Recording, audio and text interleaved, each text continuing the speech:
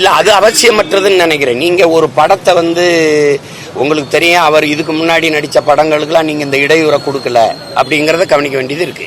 இப்போ கோர்ட்டுக்கோ அல்லது லியோக்கோ இந்த இடையூறு வரல.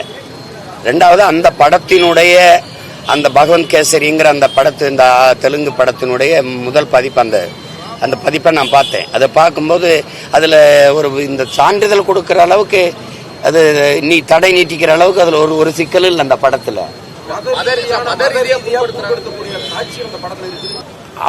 அப்படி இருந்தா கூட நீங்க மத ரீதியா இருக்குது அப்படின்னா அந்த காட்சியில நீக்கிட்டு வெளியிடுங்கன்னு தான் சொல்லணுமே ஒழிய, நீங்க சான்றிதழ் கொடுக்கவே இவ்வளவு காலம் அவரும் ஒரு வெளியீட்டு தேதியை குறிச்சிட்டாரு, 9ஆம் தேதின்னு குறிச்சிட்டாரு. நீங்க அந்த தேதி வரைக்கும் அந்த சான்றிதழ் கொடுக்காம இழுக்கிறது அது சரியா இல்லையே, அது சரியா இல்லை, அது அவசியம் இல்லை.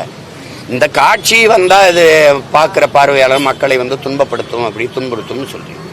நீங்க மத ரீதியா ஒரு காட்சி வர்றதுக்கே இவ்வளவு பேசுறீங்க. நீங்க ஒரு கோயில்ல விளக்கேத்துறதை வச்சுக்கிட்டு இவ்வளவு பிரச்சனையை கொண்டு போயிட்டே இருக்கிறீங்க.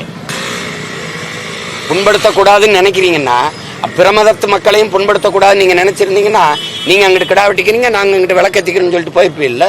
அதே இவ்வளவு பெரிய பிரச்சனை ஆக்குறீங்க.